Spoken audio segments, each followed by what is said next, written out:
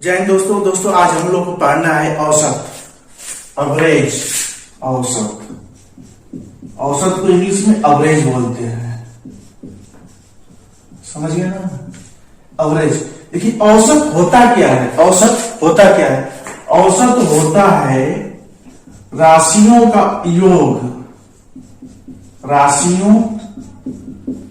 का योग, बटा के राशियों की संख्या।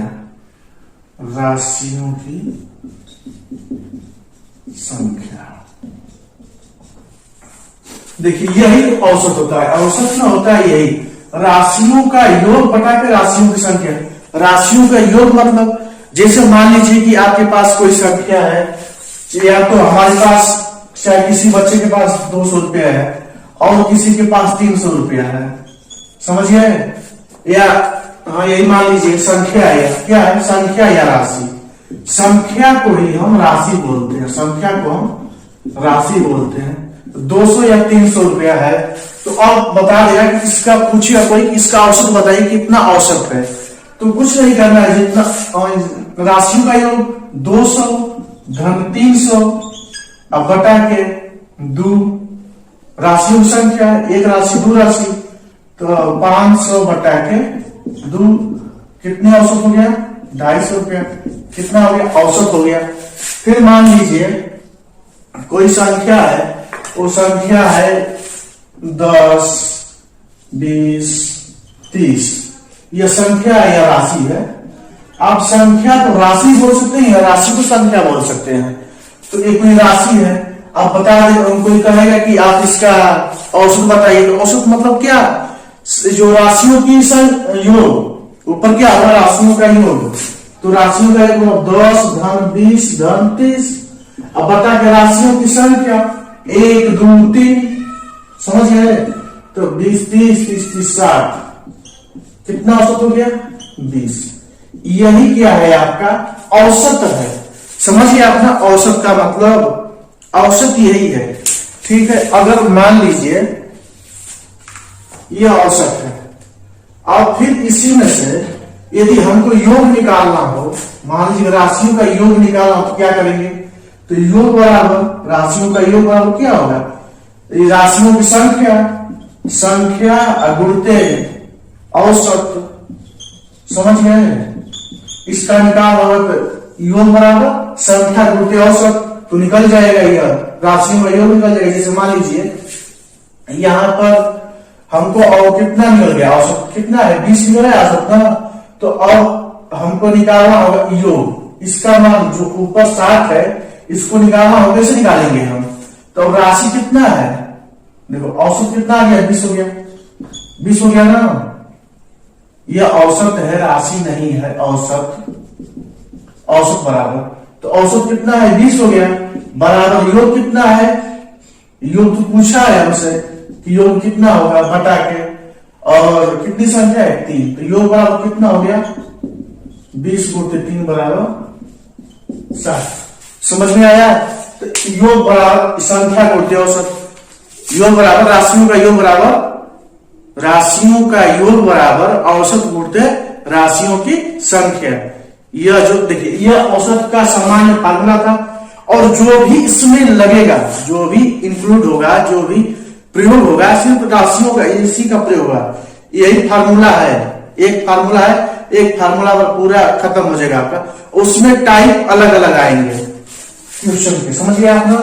तो अब देखिए, फिर अब नेक्स्ट, अभी छोटा स्टार्ट करते हैं ना। छोटा देखिए, मान लीजिए कोई संख्या है 10 15 25। अब दे देगा कि इसका आप जो औसत निकालिए। तो औसत कैसे निकालेंगे? तो औसत का फार्मूला है राशियों का योग। तो 10 धन 15 धन 25, समझ रहे आप ना। और राशियों की संख्या कितनी होगी? 3। अब इसको निकाल दीजिए। 5 5 10, 2 2 2 1 3 1 4 5 5 होगा ना। 2 3 4 5 बटा के 3 3 1 3 2 0 3 6 18। ये औसत निकल गया आपका, निकल गया औसत। फिर मान लीजिए कोई संख्या है 35। अभी क्वेश्चन दे देगा, क्वेश्चन दे देगा कि कोई संख्या है या कोई खिलाड़ी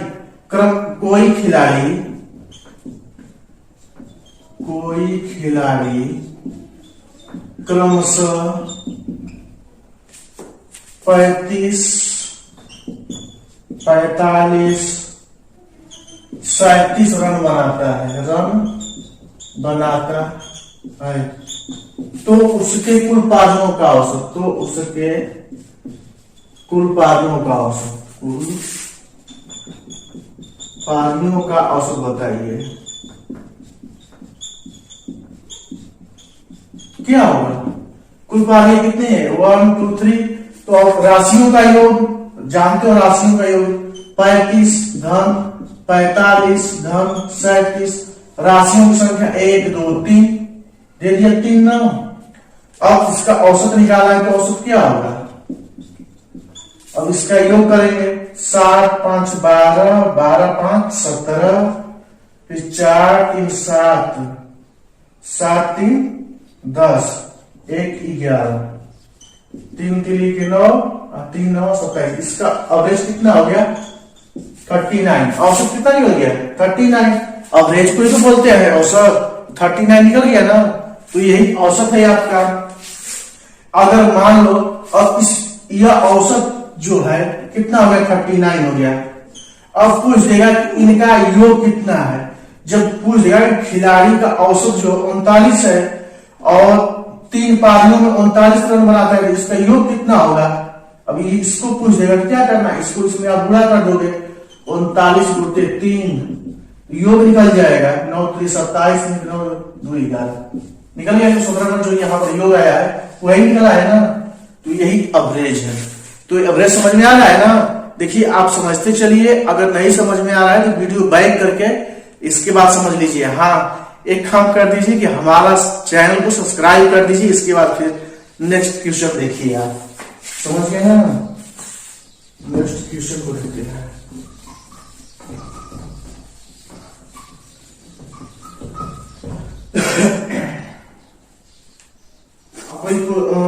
क्वेश्चन लिखिए, देखिए क्वेश्चन हो गया 1 2 3 4 5। अब देखिएगा कि इसका औसत बताइए, इसका औसत बताइए। मैं खुद बता दूंगा, इसका औसत कितना होगा? 3 होगा। इसका औसत 3 होगा, आंसर 3। कैसे मैं खुद बता दिया, देखो इसको पर चेक कर लेते हैं 3 आता है कि नहीं। 1 धन 2 धन 3 धन 4 धन 5 बटा कितना हो गया? 1 2 3 4 5 हो गया। 3 3 6 4 10 5 15 बटा के 5 इक्वल 3। समझ रहे हो आप ना? यह 3 जो है आंसर आ गया है। कैसे आ गया है? देखिए आप इधर से आप चलेंगे, मतलब क्रम से आ रही है संख्या। कैसे आ रही है? क्रम से आ रही है। नेचुरल नंबर है, प्राकृतिक संख्या है। आप प्राकृतिक संख्या किसे कहते हैं? गिनती की संख्या को प्राकृतिक संख्या कहते हैं। यदि लगातार प्राकृतिक संख्या दी हो तो आप क्या करेंगे? यहां से तुरंत निकाल लेंगे। आंसर कितना आएगा? 3 आएगा। आप इधर से भी चलोगे तो 3 आया ना। क्यों? औसत माध्यिका भी होती है, बीच वाला जो एवरेज होता है उसी को बोलते हैं एवरेज, मतलब बीच वाला, वही एवरेज है। एवरेज कितना हो गया है? 3। अगर कोई मान लीजिए क्वेश्चन है, फिर देख लीजिए। अब निकाल लीजिए 8 9 10 11 12 13 1 2 3 4 5 6। और इसमें पूछ देगा कि इसका एवरेज बताइए, इसका औसत निकालिए, संख्या का औसत निकालिए। आप निकालोगे, मैं बता रहा हूं कितना होगा। 3 इधर से आओगे, 3 इधर से आओगे। अब बीच में 10 और 11 के बीच में कुछ संख्या है, वो संख्या क्या है? 10.5। ये हो गया आपका आंसर। समझ रहे हो ना? एक ट्रिक है, यदि नहीं विश्वास है तो आप चेक कर लो फिर। इसको 8 प्लस 9 प्लस 10 प्लस 11 प्लस 12 कितनी संख्या हो गई? प्लस 13, 6 संख्या हो गई। तो 9 8 17, 17 10 27, 1 28, 10 38, 38 2 40 50 और 50 3 53, 50 3 53 और 10 63, 63 बटा के 6 हो गया। तो इसको काटोगे कितना होगा? 6 एकम 6 0 और 6 पचे 30, कितना आ गया? 10.5। आंसर आ गया ना? आया कि नहीं? देखिए इसमें क्या था, मैंने क्या किया कि पहले यहां पर विषम संख्या लिया। विषम संख्या का मतलब विषम संख्या नहीं, यहां पर मैंने लिया कि जो संख्या हो वहां विषम संख्या हो। तो 1 2 3 4 5, समझ रहे हो ना? वो संख्या कितनी है? 5 है। तो 5 में करोगे 2 इधर से आओगे 2 इधर से आओगे तो बीच में 3 मिल गया आराम से। लेकिन अब इसमें क्या हो गया है कि 8 9 10 11 12 13, 3 इधर से आते हो तो 11 पर खत्म होता है, फिर 3 इधर से आते हो 10 पर खत्म होता है। तो 10 और 11 के बीच में क्या होगा? 10.5 होगा। वही आंसर हो गया। जब क्वेश्चन में ऐसे क्रम से दे दे, कोई भी सवाल क्रम से दे, मतलब बीच में कुछ गैप ना हो, क्रम से दे दे, तो ऐसे ही आप इसको कर दोगे। यह हो गया ट्रिक और आसान विधि हो गया। समझ रहे हो आप ना? एक क्वेश्चन और देख लेते हैं इस टाइप का। तो आप अच्छा ठीक है, अगर मान लो इसको मिटाता हूं,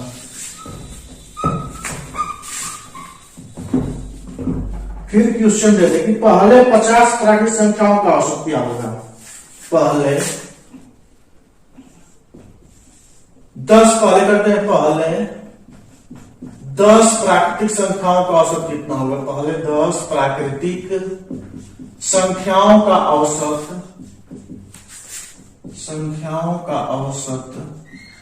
कितना होगा? आप क्या करोगे? 1 2 3 4 5 6 7 8 9 10, ये कितनी है? प्राकृतिक संख्या है ना? तो वह 1 2 3 4 5 6 7 8 9 10 कितनी है? 10 प्राकृतिक संख्या है। तो आप बता सकते हैं इसका औसत कितना होगा? एकदम सिंपल है।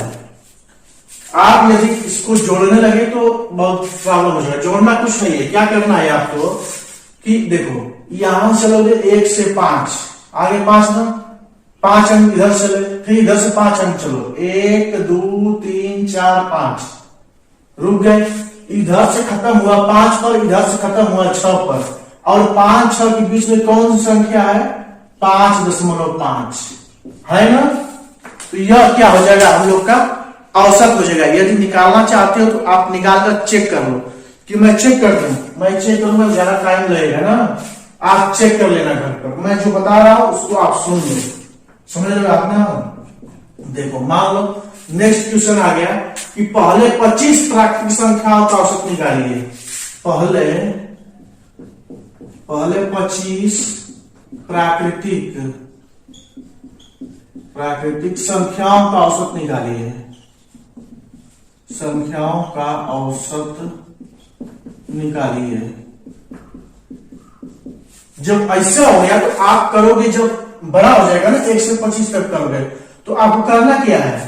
पहले 25 प्राकृतिक संख्या है, तो पहले 25 का मतलब कि 25 धन 1 बटा के 2, 26 बटा के 2 बराबर वो औसत क्या होगा?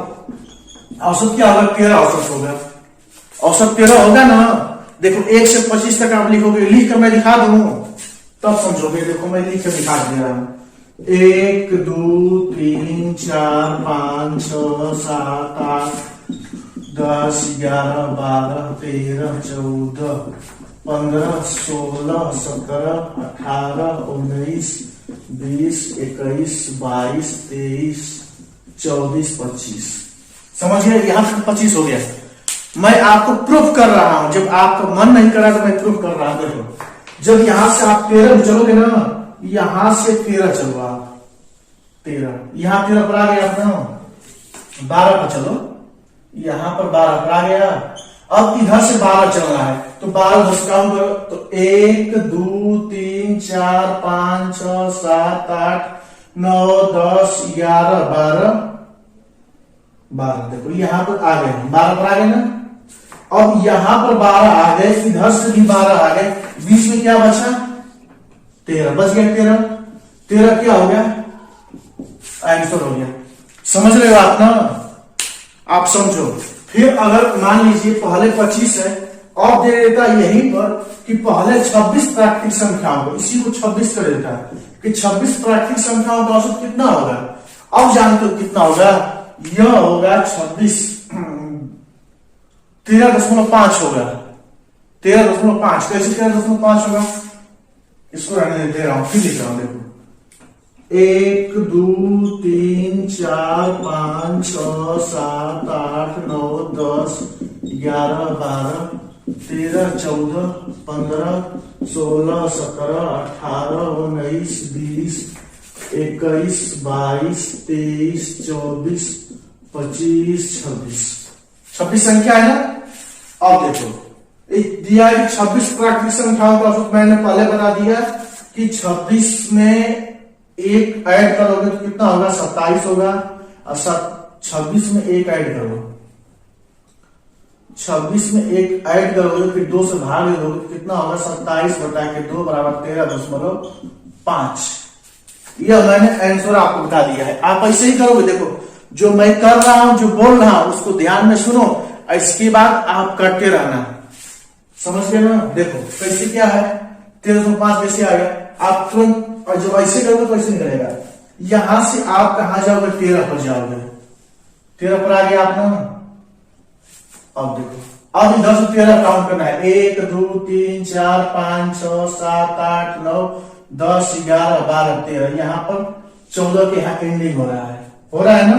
तो अब 13 और 14 के बीच में कौन सी संख्या है, 13.5। यही तो आंसर है। समझ में आ रहा है ना।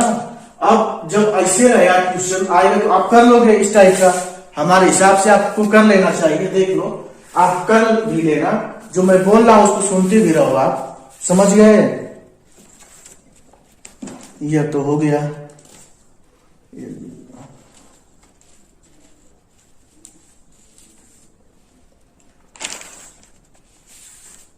जैसे अब नेक्स्ट क्वेश्चन है, इसको निकालना है।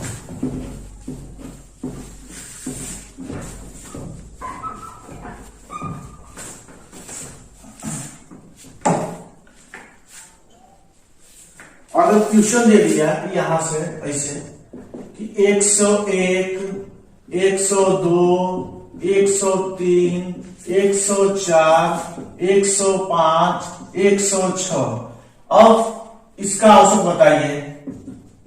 इस संख्या का औसत निकालिए। कैसे निकालेंगे औसत इस संख्या का, करना क्या, कितना है, क्रम से आया। सबसे बड़ी बात मैं क्या बता रहा हूं ना, क्रमागत संख्या, प्राकृतिक संख्या जो क्रम से आ रही है, उन संख्याओं के बारे में मैं बता रहा हूं। देखो इसलिए क्या करोगे, 101 102 103 104 105 106, मतलब 1 2 3 4 5 6 है ना। तो अब देखो 100 यहां पर जाओगे, 103 पर, इधर से 3 चलोगे तो 104 पर, 1 2 3 1 2 3, तो कितना आंसर हो जाएगा यहाँ पर 103.5। क्या हो गया, आंसर हो गया आंसर ना। समझ में आ रहा है आपको ना। एक और क्वेश्चन मैं कराता हूं। मान लो भैया कि क्वेश्चन है कि 5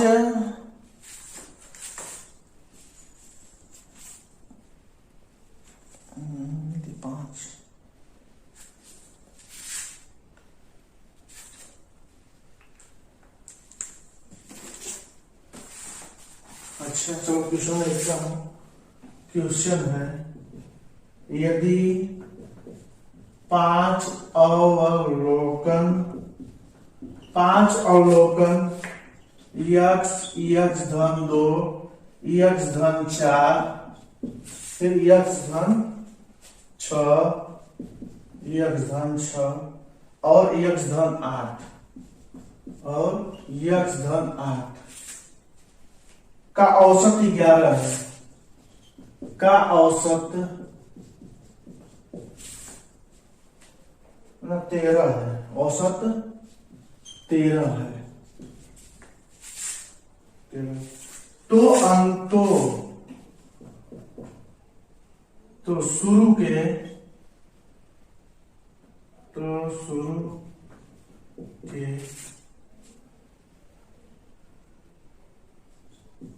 3 अवलोकनों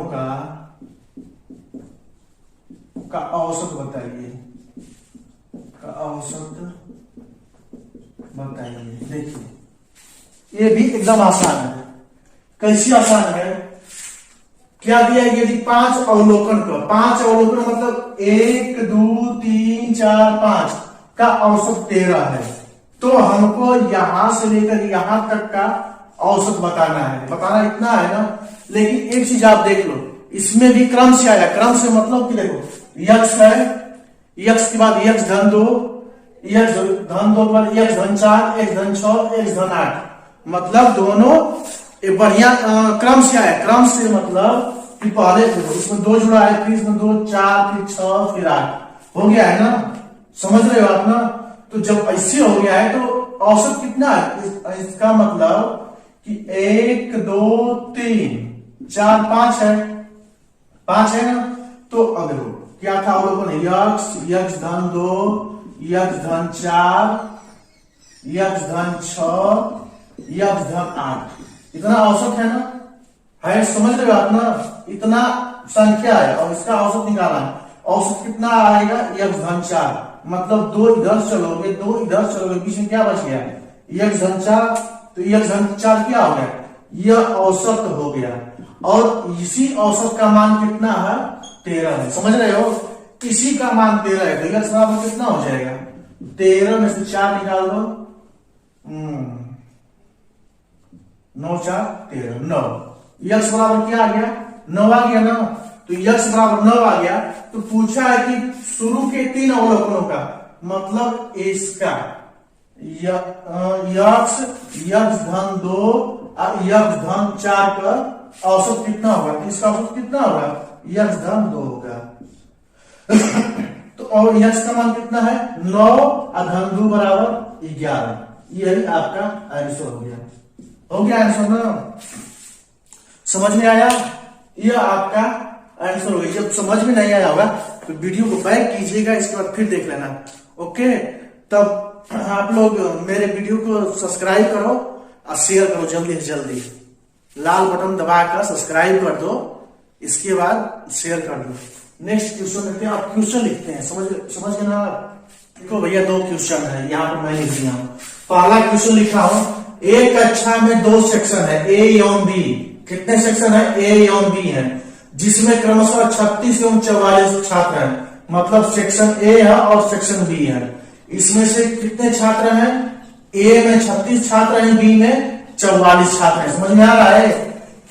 2 सेक्शन है, ए एवं बी है, जिसमें क्रमशः 36 एवं 44 छात्र हैं। 36 और 44 छात्र हैं ए और बी में। यदि सेक्शन ए और बी के छात्रों का औसत भार कितना है? 40 या 35 केजी है। समझ रहे हो? 35 केजी। तो पूरी कक्षा का औसत भार क्या होगा? इसका मतलब इसका योग निकालना होगा। औसत दिया है हमको, तो कितना योग होगा?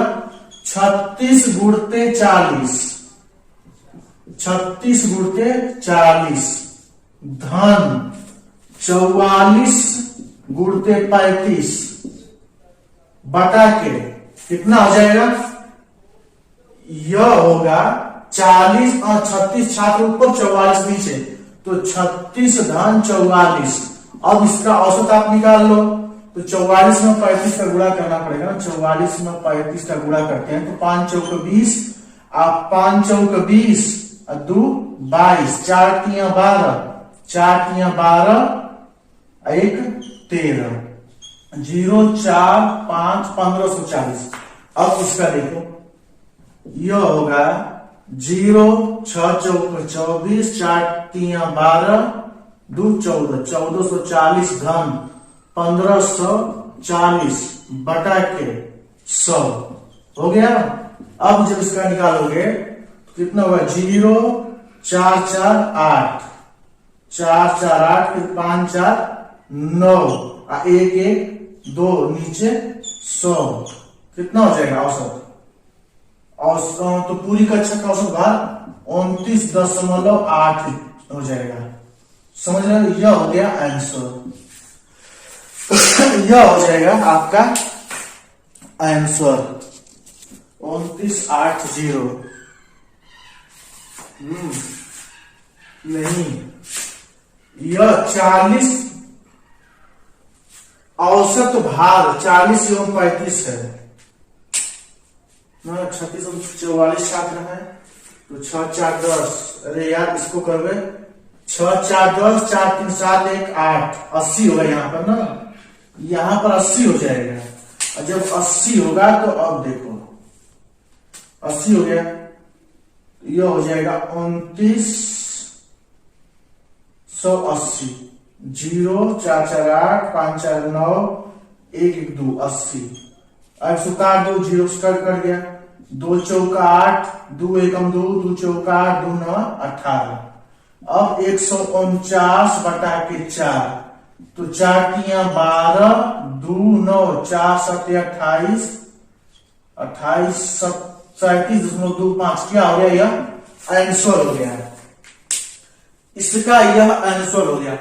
अगर मान लीजिए ऐसे ही आपको करना पड़ेगा, जैसे हमसे मिस्टेक हो गया ना, तो आपसे भी मिस्टेक हो सकता है। जब इस मिस्टेक को खत्म कर देते हैं, इसको हम करते हैं शॉर्ट ट्रिक में, इसको हम लगाते हैं शॉर्ट ट्रिक में। जब शॉर्ट ट्रिक में लगाएंगे ना, तो क्या करेंगे, कितना आंसर आया है हम लोग का? 37.25। ये नोट करो, आंसर कितना है? 37.25। इतना ही लाना है हमको। इसका ट्रिक कैसे बनता है? देखो, ट्रिक इसका बनेगा, जैसे 40 छात्र है ना, यह कितना है? यह इसका औसत भार कितना है? 40 है। औसत भार कितना है? 40 है। देखो ट्रिक करोगे ना तो गड़बड़ हो सकता है, ट्रिक को छोड़ो, ट्रिक को छोड़ दो, ट्रिक के चक्कर में ना पड़ो, छोड़ो ट्रिक। जैसे लगाए हैं वैसे कर लेना। समझ में आ रहा है? ट्रिक में करोगे, ट्रिक में आ जाएगा लेकिन गड़बड़ा जाएगा। चेक कर लेते हैं क्या एक बार? छोड़ो, चेक ही नहीं करेंगे।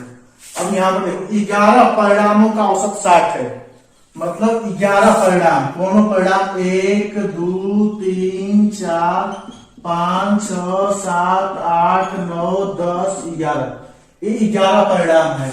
यदि 6 परिणामों का औसत, यदि प्रथम 6 परिणामों का होगा, यदि प्रथम 6 परिणामों का योग, प्रथम 6 परिणामों का औसत 58 है, योग अंतिम 6 परिणामों का औसत 63 हो, तो 6 परिणाम क्या होंगे?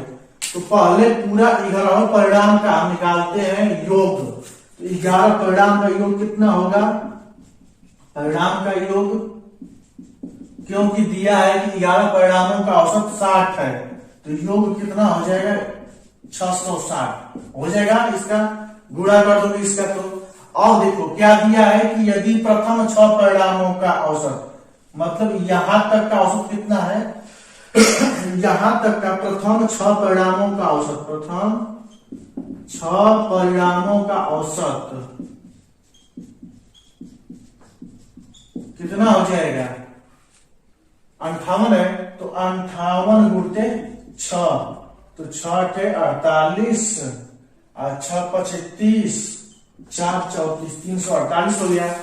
अब फिर दिया है कि अंतिम 6 परिणामों का औसत, मतलब 1 2 3 4 5 6 यहां तक का औसत। समझ रहे हो? तो अंतिम 6 परिणामों का औसत, अंतिम 6 परिणामों का औसत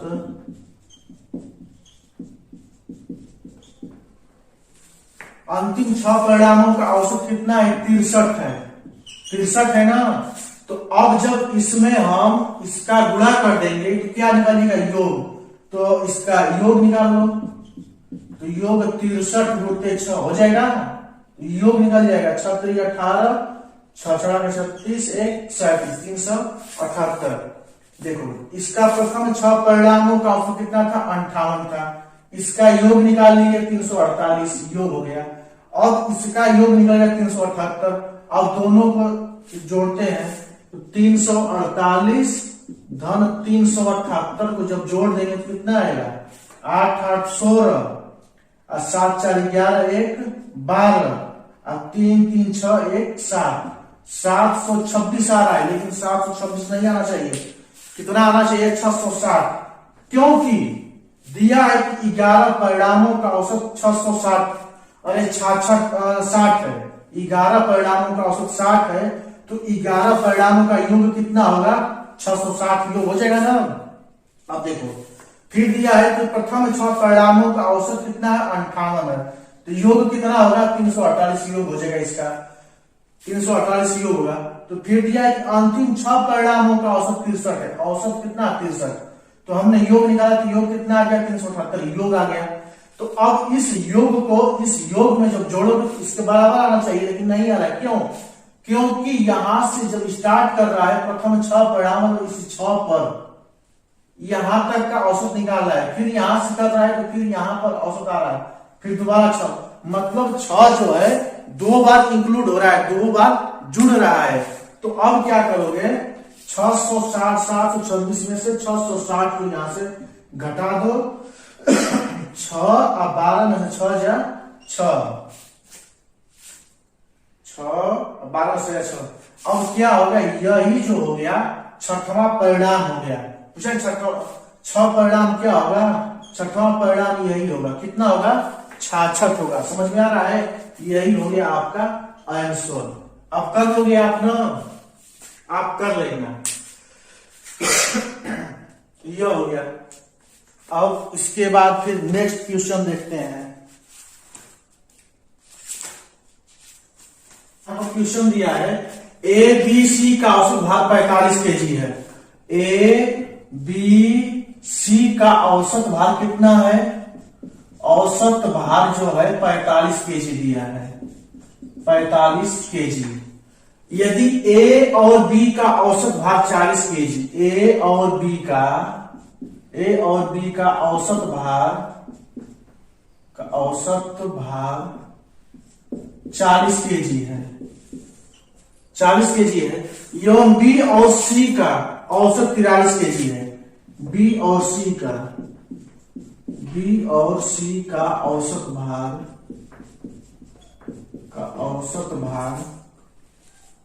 43 केजी, समझ रहे हो, 43 केजी है। तो बी का भार बताना है, किसका भार बताना है, बी का भार बताना है। देखो जब ए बी सी का औसत 45 केजी है तो ए बी सी का योग कितना होगा, ए बी सी का योग, इसका योग होगा 45 गुणते 3, कर दोगे ना, तो 5 3 15 और 4 3 12 1 13, 138 हो गया। ए बी सी का योग कितना हो गया, ए धन बी धन सी का, ए धन बी धन सी का योग कितना हो गया, 138 हो गया। ए और बी का औसत भार 40 केजी है, तो ए और बी का योग कितना हो जाएगा, 40 गुणते 2 बराबर 80 केजी हो जाएगा, हो जाएगा ना।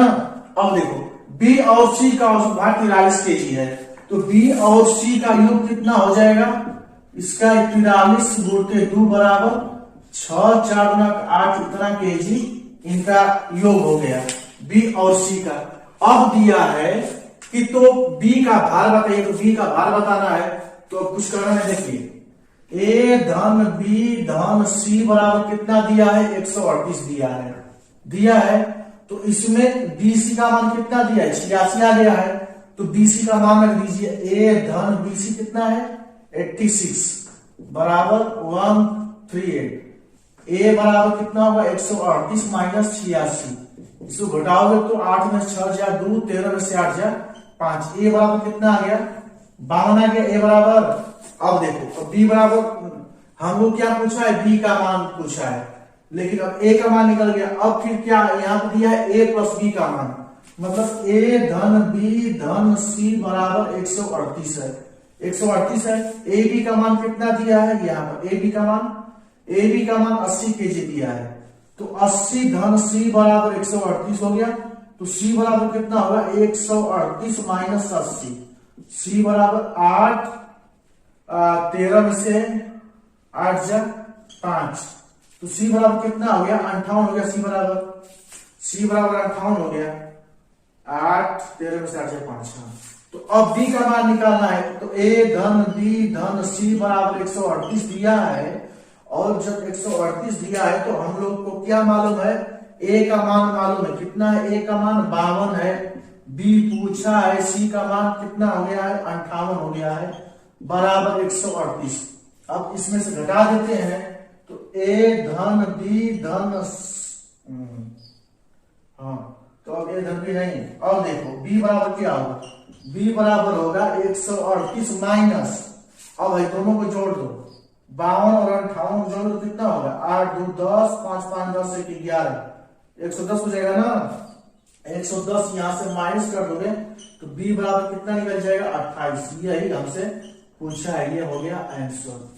समझ रहे हो, यह सवाल हो गया। अब ऐसा इस टाइप का आएगा तो आप कर लोगे, आप कर भी लेना। अब फिर देखते हैं नेक्स्ट क्वेश्चन है कि 39 छात्रों में कक्षा का औसत आयु 15 वर्ष है।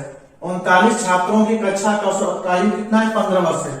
यदि अध्यापक का भी आयु जोड़ दिया जाए, यदि अध्यापक का आयु भी जोड़ दिया जाए तो औसत आयु 3 माह बढ़ जाती है। तो अध्यापक की आयु क्या होगी।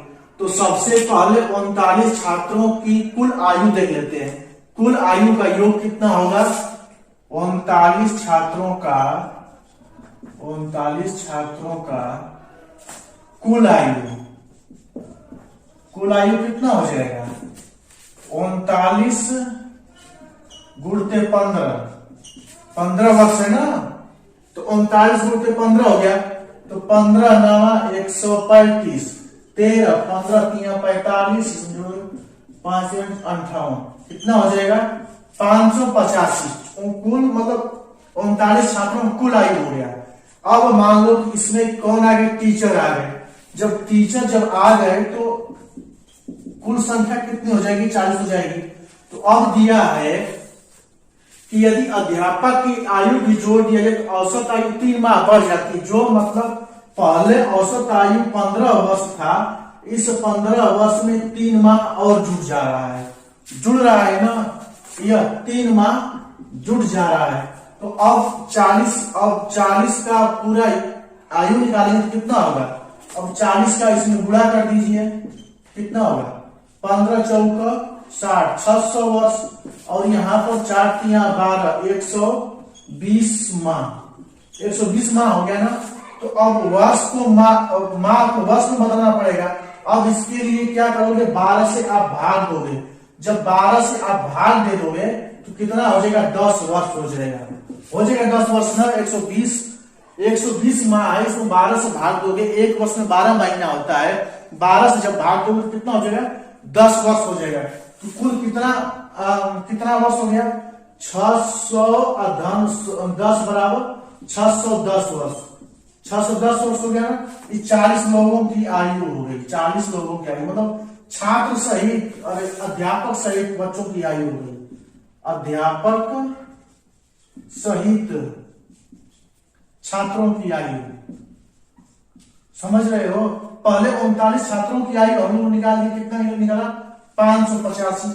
अब अध्यापक सहित छात्रों की आयु कितनी होगी, 610 वर्ष हो गया। समझ में आ रहा है।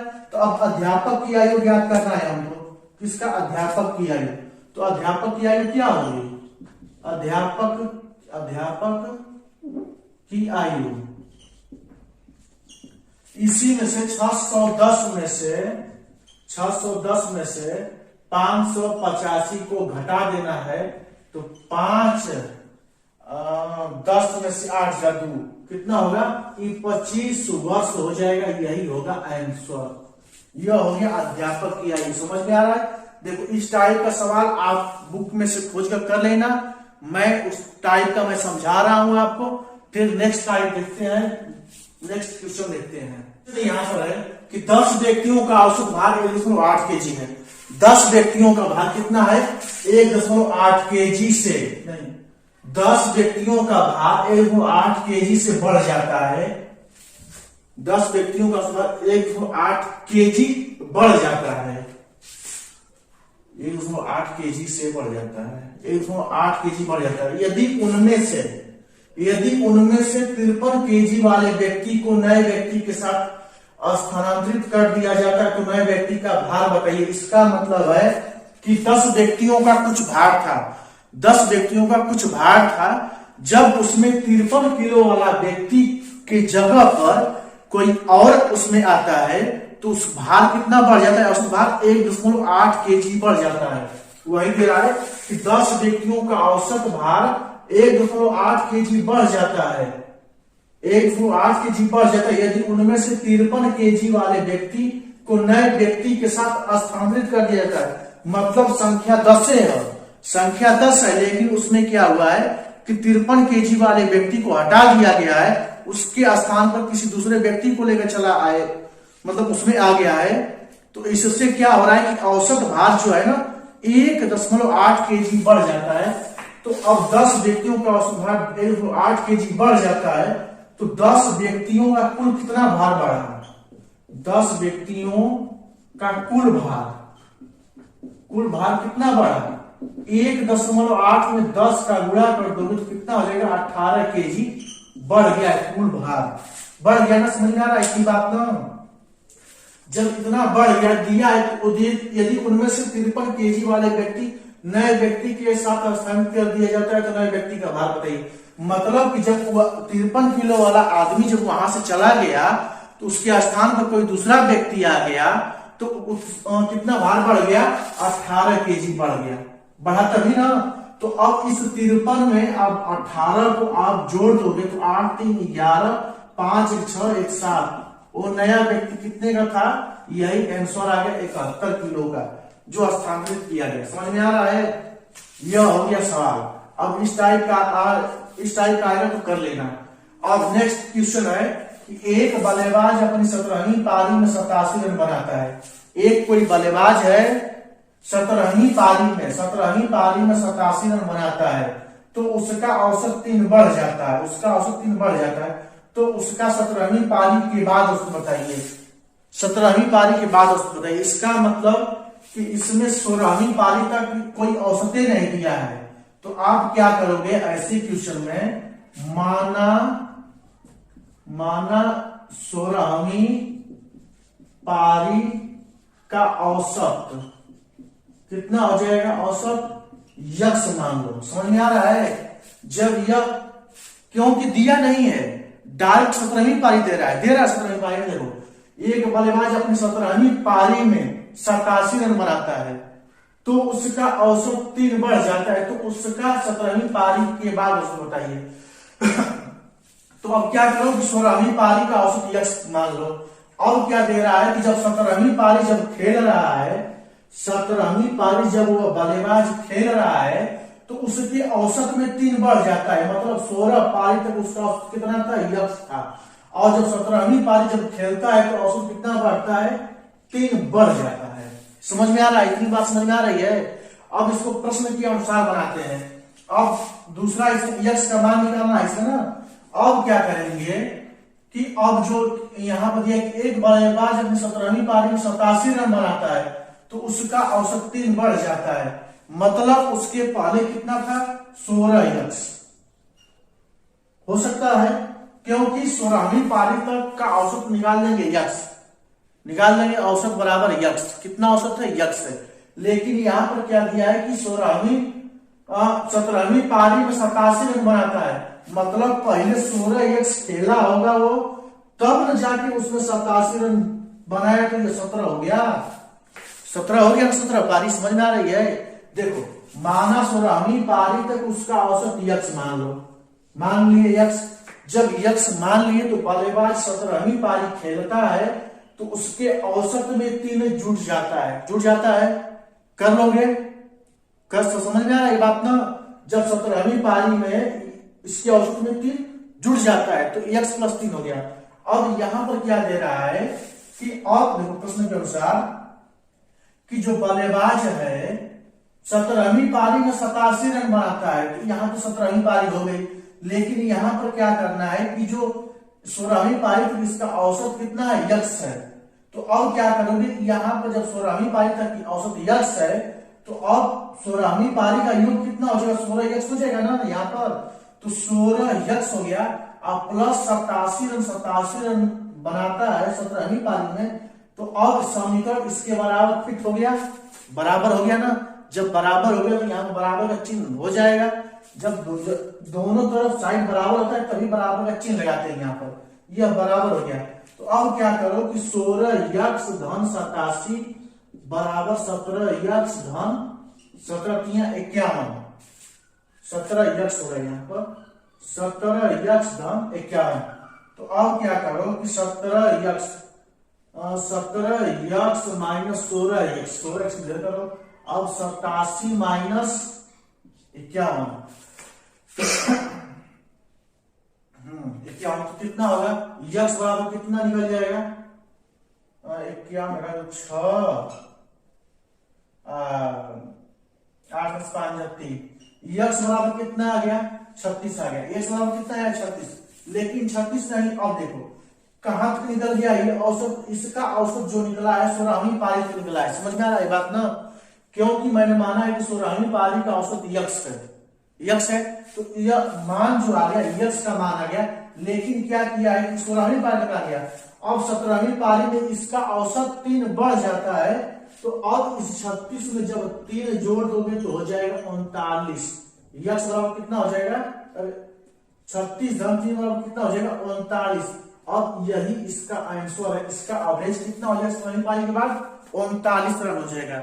समझ में आ रहा है ना, समझ में नहीं आ रहा हो तो वीडियो को बैक करना फिर देखना, इसके बाद देखने से पहले सब्सक्राइब कर देना। समझ रहे हो आप।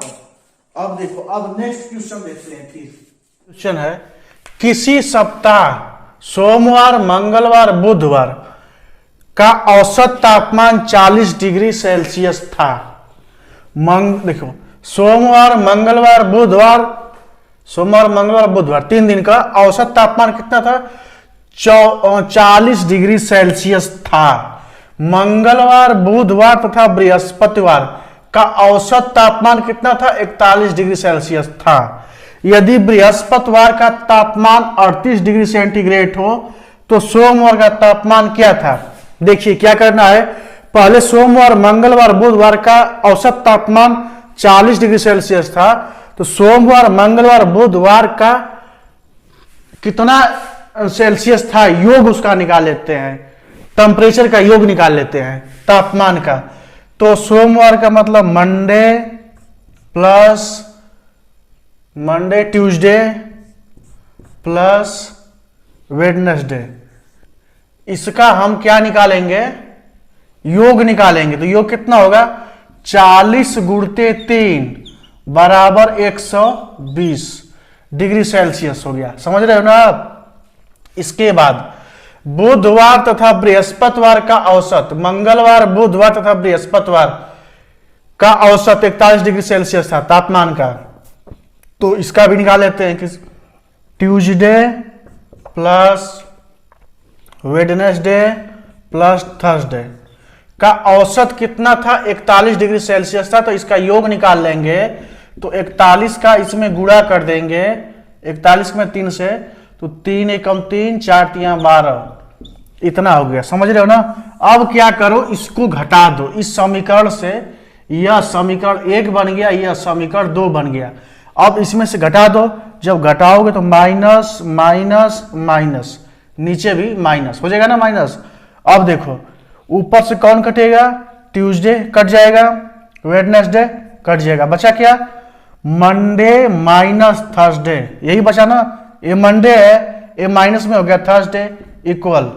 अब इसमें से घटाओगे तो -3 हो गया, यहां माइनस ज्यादा बड़ा है ना, तो माइनस हो गया। तो अब देखो इसमें क्या दिया है कि बृहस्पतिवार का तापमान 38 डिग्री सेंटीग्रेड है। अब बृहस्पतिवार का तापमान दे दिया है 38 डिग्री सेंटीग्रेड, तो तो यम -38 इक्वल -3 हो गया ना।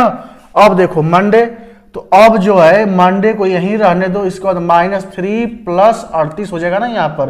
तो यम बराबर 35 डिग्री। सोमवार को कितना था? 35 डिग्री सेल्सियस तापमान था। समझ में आया ना? कुछ करना नहीं था, बस समीकरण बनाकर 2 समीकरण बना, इसके बाद इसमें से माइनस कर दोगे।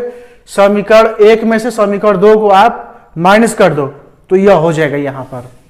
अब देखो नेक्स्ट क्वेश्चन है कि एक क्रिकेट खिलाड़ी द्वारा 10 मैचों में बनाए गए रनों का औसत 45.6 है। एक क्रिकेट खिलाड़ी द्वारा 10 मैचों में बनाए गए रनों का औसत 45.6 है। यदि पहले 6 मैचों में औसत 48 रन था, तो अंतिम 4 मैचों में उसका औसत बताइए। एकदम आसान है। एक क्रिकेट खिलाड़ी द्वारा 10 मैचों में बनाए गए रनों का औसत इतना है, तो 10 मैचों का कुल रन कितना हो जाएगा? 10 मैचों का कुल रन कितना होगा? 45.6 गुणते 10 कर दोगे तो कितना हो जाएगा? 456 हो गया ना। 10 मैच में कितना रन बनाया? 456। अब दिया है कि पहले 6 मैचों में औसत 48 था, पहले 6 मैचों में, तो 6 मैचों का कुल रन निकालो। 6 मैचों का कुल रन कितना होगा? इस कुल रन होगा 48 गुणते 6, 48 गुणते 6 तो 8 छक 48, 6 चौक 24, 4 28 हो गया ना। 288 रन, मतलब 10 मैच में 456 रन बनाया। अब पहले 6 मैचों में कितना बनाया? 288 रन बनाया।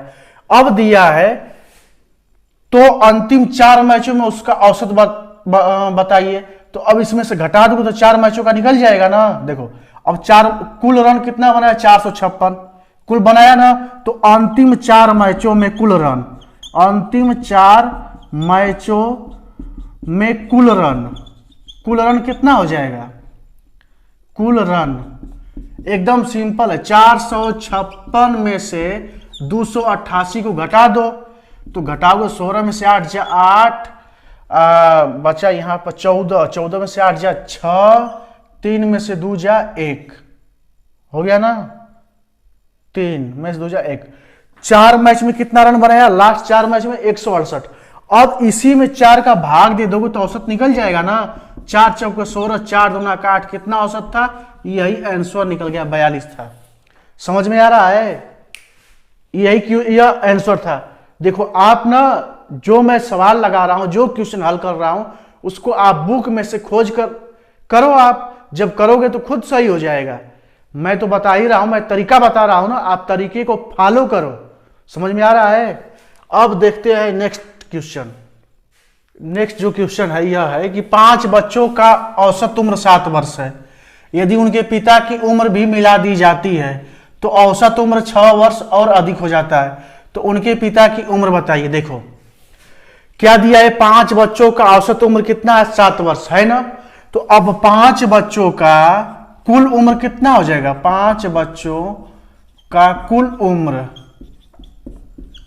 उम्र हो जाएगा 7 गुणते 5 बराबर 35 वर्ष। समझ रहे हो ना? 35 वर्ष हो गया।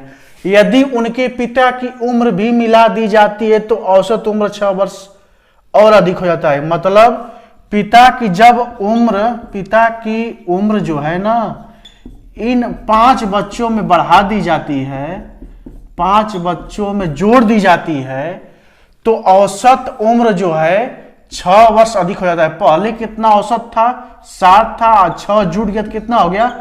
13 वर्ष हो गया। हो गया ना। तो अब देखो क्या करो, पिता सहित पुत्र की, 5 पुत्र की आयु कितनी हो जाएगी? पिता सहित 5 बच्चों का कुल उम्र कितना हो जाएगा? 13 गुणते 6। पिता सहित 5 बच्चों का कुल उम्र, तो 5 इसको जोड़ दोगे तो 5 में 1 जोड़ 6 हो जाएगा। तो अब 13 में 6 का गुणा कर दो, 13 6 का 78 वर्ष हो गया। समझ रहे हो? जब 78 वर्ष हो गए तो पिता की उम्र पूछ रहा है कि पिता की उम्र बताइए। तो अब देखो 5 बच्चों की उम्र कितनी है, 35 वर्ष है ना, 35 वर्ष, और पिता सहित 5 बच्चों की कुल उम्र कितनी होगी, 78 वर्ष हो गई।